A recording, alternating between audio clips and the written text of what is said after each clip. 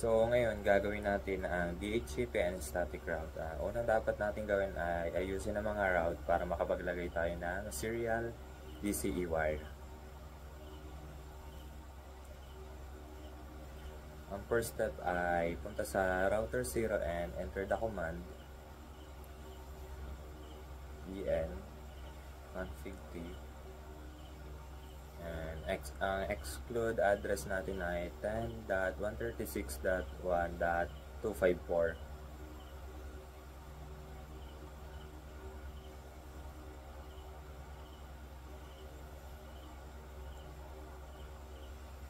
And then IP DHCP pool 500.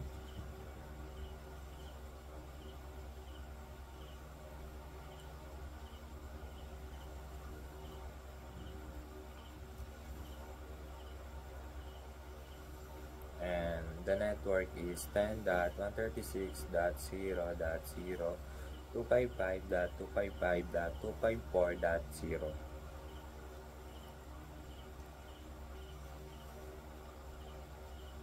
And the default router natin ay is 10.136.1.153, then exit.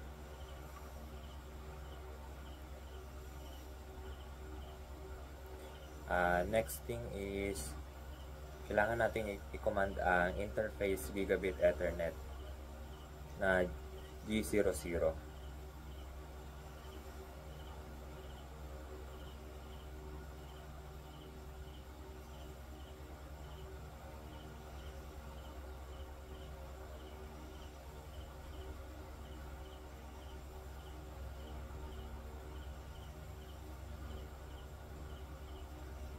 Then, after ma-type ang gigabit ethernet ay no shutdown.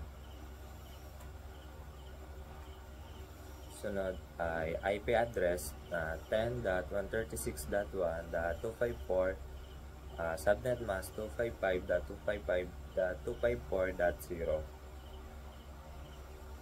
Then exit.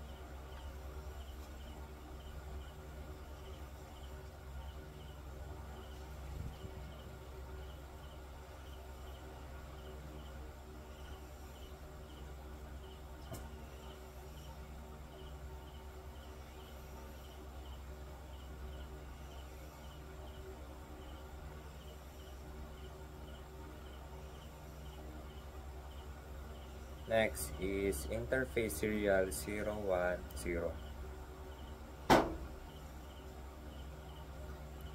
Lagay yung command na yon, and ang IP address ay 10.136.2.193 and ang subnet mask natin ay 255.255.255.252. And then type no shutdown and exit.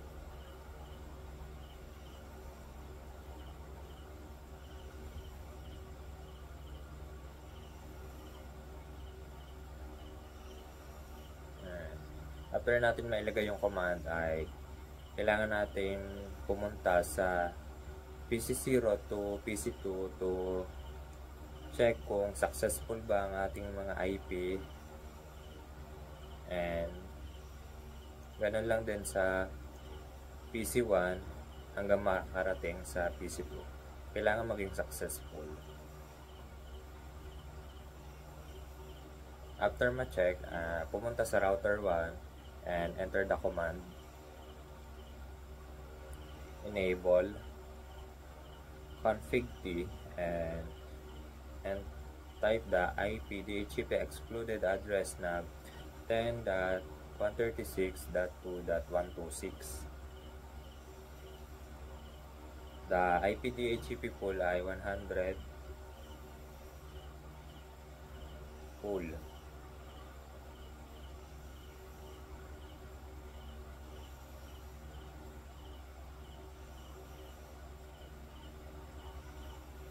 Then, ang network natin ay 10.136.2.0, 255.255.255.128 ang subnet mask.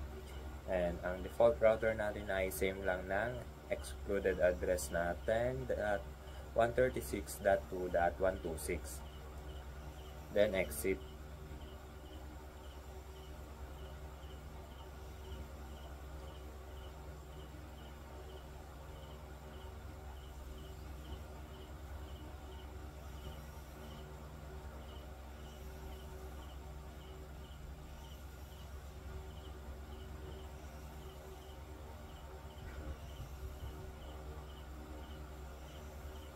Ang sunod naman ay interface gigabit Ethernet 000.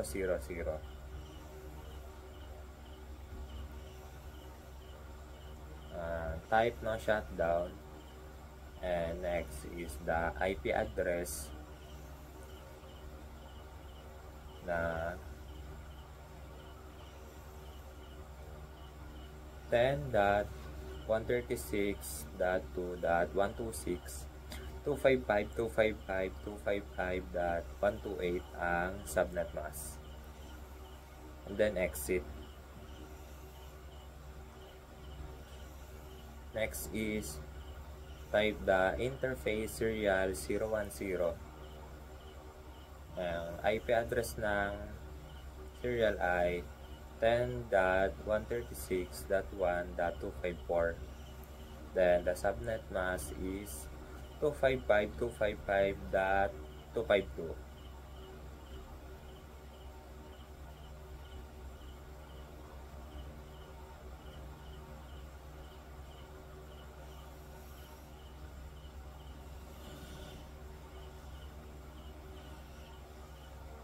Then type no shutdown.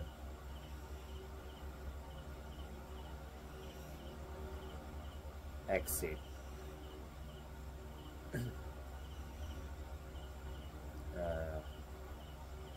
Next is interface serial 011.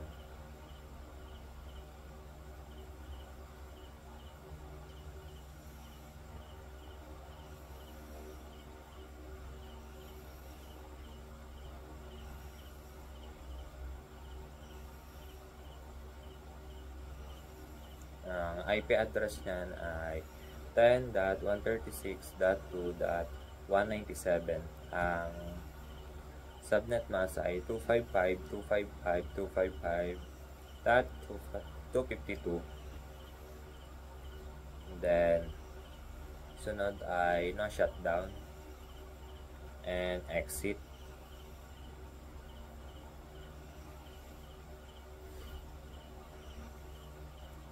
After maka-exit ay puntahan natin ang PC3 to PC5 para ma-check ang kanilang IP config kung naka-DHCP, and dapat ito ay successful.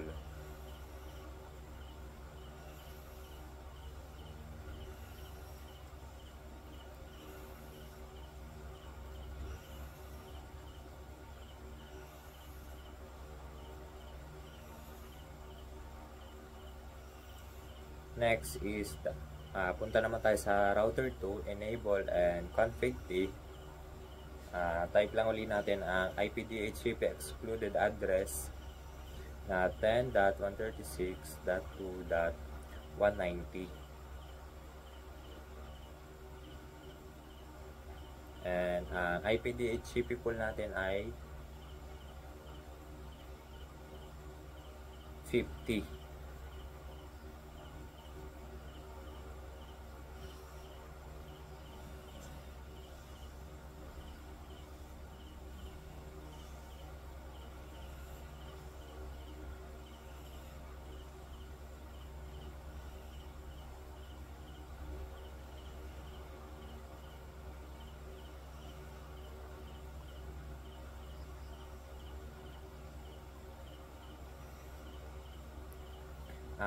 Nagkamali ako dun sa poll. Dapat po yun ay 50. Napalagay lang ng 100. Di ko po napansin.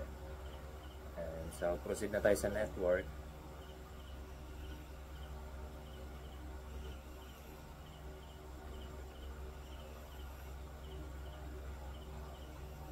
Then, enter the default router na same lang sa exclude address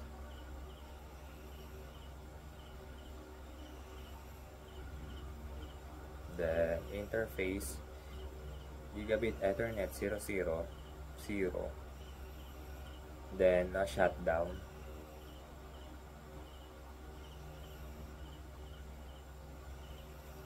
Next is IP address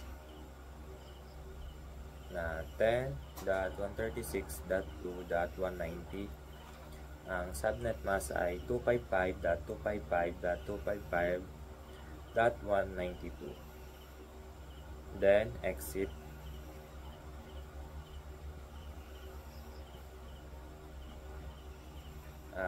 Pagkatapos po natin ma-enter ang IP address, ay sunod naman ang interface serial 010.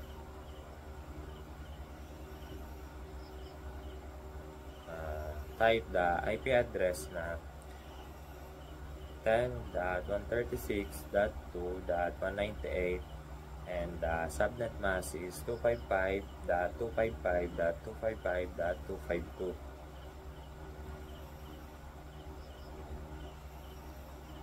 Then shutdown and type exit.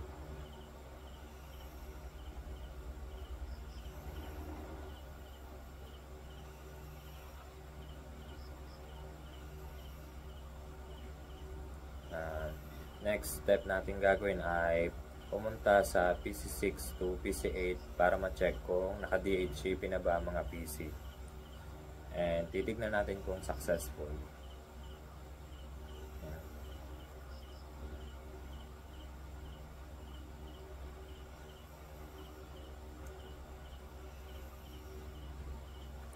Then after ma-check ay balik tayo sa router 1 at ilagay ang command ng IP route na 10.136.0 and subnet mask ay 255.255.254.0. And then yung usable host naman ay 10.136.2.193.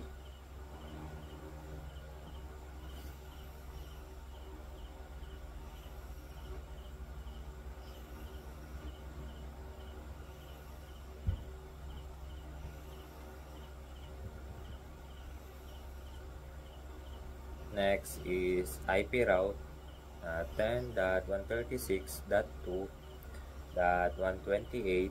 Ang subnet mask ay 255.255.255.192 and the usable host is 10.136.2.198.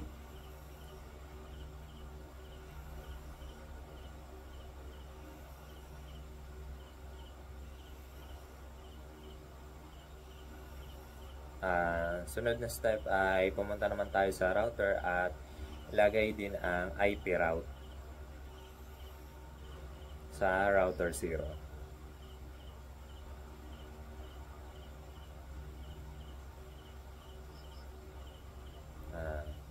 The first IP route is 10.136.2.0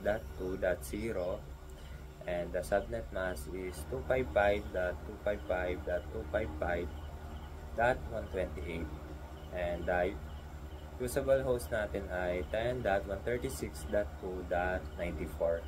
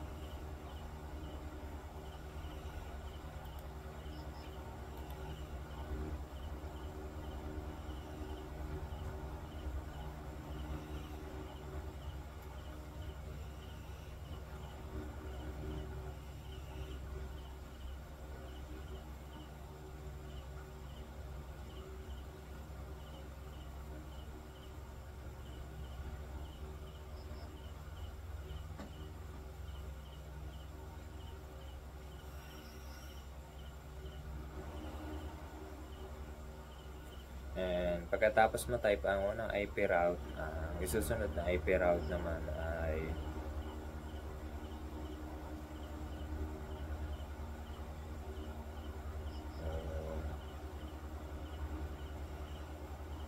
next IP route ay 10.136.2.128 yung IP, and ang subnet mask ay 255.255.255.192, and usable host natin ay 192.10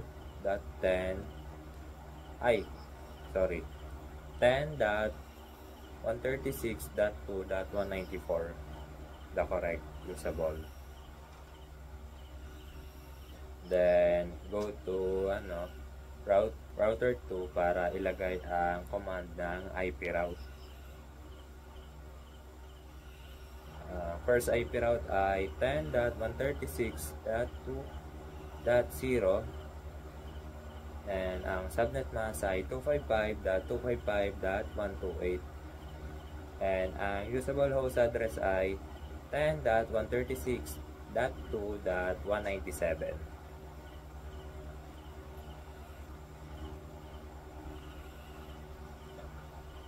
Ang next naman na IP route ay 10.136.0.0, and the subnet mask is 255.255.254.0. Ang usable host address naman ay 10.136.2.197 and exit. And after natin malagay yan ay pwede nating itest sa mga PC kung nakapag-successful.